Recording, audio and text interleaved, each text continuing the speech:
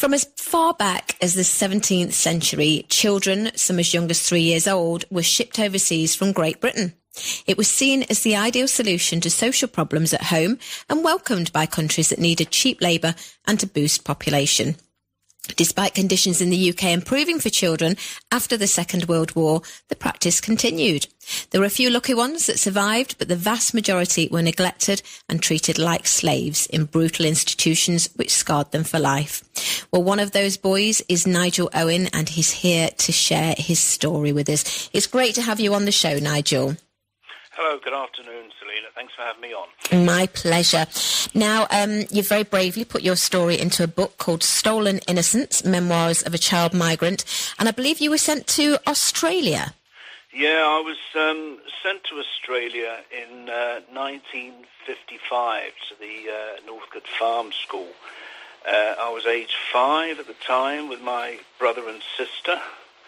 My brother was 11 and my sister was 10 at the time, and it was a life of, it was horrendous brutality, abuse virtually on a daily basis. Sexual abuse was rampant there. It was unbelievable, and it scarred me, my sister and brother for life. I'm sure. Well, if we can go back to the very beginning, so you said you were 5 in 55, so you were born in 1950, and you were born in Ramsgate, weren't you, in Kent? I was born in Ramsgate in Kent, yes. My birth father was in the RAF. He was a mechanic for the Air Force, and a lot of the history about it I didn't find out until long after his death and my mother's death, because I've been trying to find all the information, but it was virtually impossible to get. But it came to light that the relationship between my mother and father was very, very bad. He used to beat on her all the time, and we were always involved with social services and things like that. At the time I was quite young, so my memory of it isn't that great. But my sister, she saw exactly what went on a daily basis as well. And I think my mother sought to help us and get us out of that environment, and she found out about the child migrant system, and we were sent to Australia, but unbeknown, I think, to her, she didn't realise she was sending us from a bad environment at home to a worse environment in Australia. It's so sad. You were supposed to be sent to a more safe place, and it was a worse place, as you say. Oh, it was. You know, it was like, as we were sent out, we ended up in by the Fairbridge organisation. We were shipped out via them, and we were sent to one of their centres in Northcote in Kent, where we stayed for a couple of days, and then we were then shipped out on the Strathnaver with, I think there must have been a total of 30, 40 kids all going to various places in Australia. 7 of us on the trip all ended up in the Northcote Farm School, and the others ended up in different places, Malong over in Western Australia. And literally the day I arrived, I remember it like yesterday, in 1955, we were picked up and transported from the docks in Melbourne to a place called Bacchus Marsh over in Glenmore. And by the time we got there, it was late at night, and I was falling, because I was only 5 years of age, and I was falling asleep. And there had food been left out for us, but I was falling asleep totally. And the woman that was meant to look after us, I was woken up with a beating on the legs. And that was my first day there, or first evening there. My sister tried to protect me, but she got beaten as well, and from that day on it was just horrendous. It was virtually on a daily basis. We were treated like slaves, and the abuse we got, it's just unbelievable. You can't really describe it, and I spent most of my life trying to explain this to myself, let alone others. And when I tried to speak to people, they wouldn't believe me. Oh, that makes it 10 times worse, doesn't it? They were thinking, oh, God, people wouldn't do that to you. People wouldn't send you to Oz. But it was a secret hidden by the British government for centuries, basically, wasn't it? Because as far back as, what was it? I think it's 1680 when the child migration from the inception was started, when the first group of about 100 children were emigrated from UK to Richmond, Virginia, in the US. And then in the early part of the 19th century, about 440 children were sent to South Africa as substitutes for the slave labour, which had recently been abolished.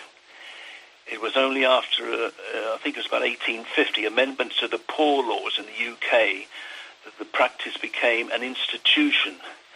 And then approximately 100,000 children were shipped to Canada between 1899 and 1967. And the majority of these children were employed in rural areas, the boys as farmhands and the girls as domestic servants. Then I think it was about 280 children were then shipped to Rhodesia between 1946 and 56. And then a further 500 were sent to New Zealand around about the same period. Estimates of the numbers sent to Australia vary. It's unbelievable. It was said that around about 6,500 arrived in Australia between 1912 and 67. But the House and Commons did a report and states that between, I think, 47 and 67, between 70,000 and 100,000 children were sent to Australia. And that included, I think, kids over the age of 16 as well. And when you arrived at Northcote School, you weren't split up from your brother and sister, they were with you? My sister and I, because what it was, the farm school was a load of cottages. And my sister and myself were in one cottage.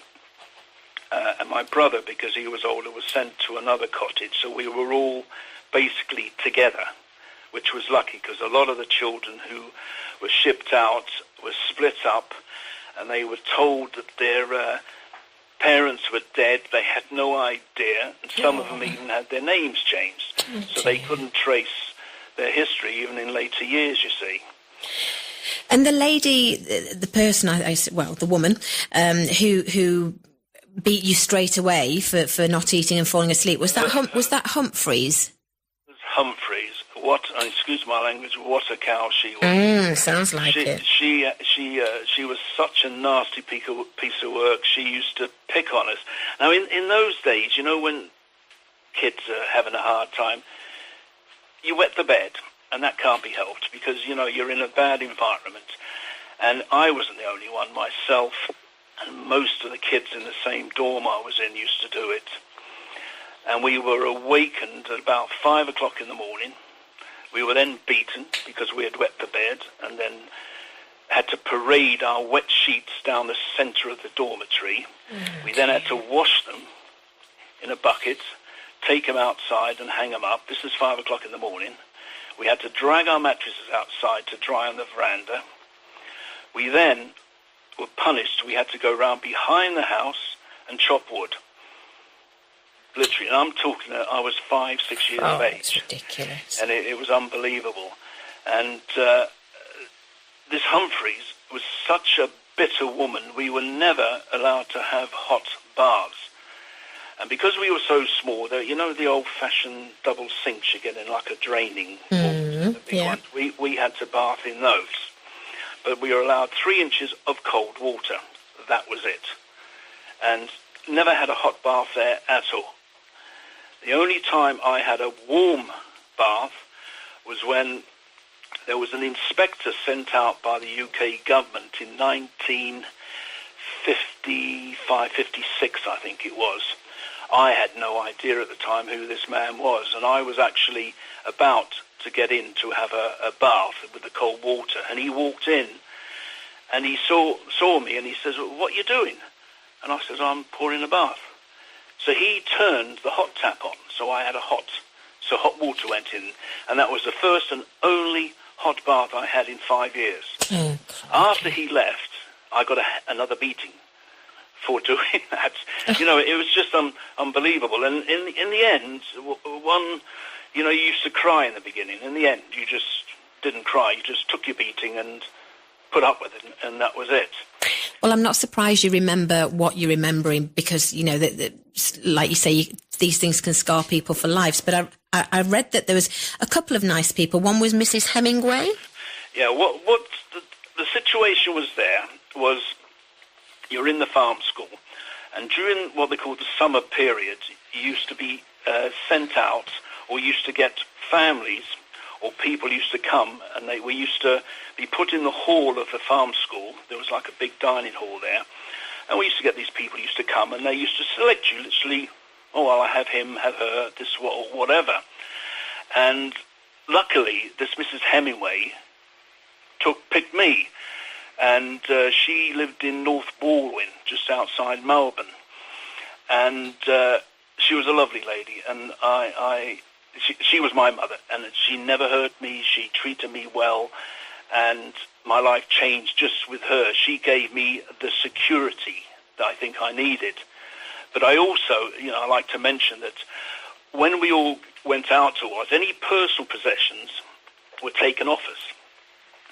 But I managed, would you believe, to keep my teddy called Hector. Now, when I got there, everyone else had their stuff taken, and me, I suppose, being a little bit devious, I managed to keep mine, and I hid it.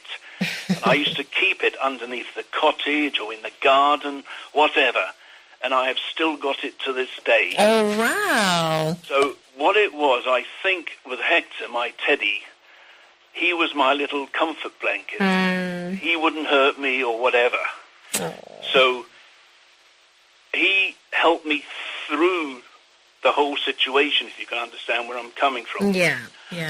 And many years later, when I actually went to the apology in Westminster in 2010 to meet Gordon Brown, then Prime Minister, Hector came with me.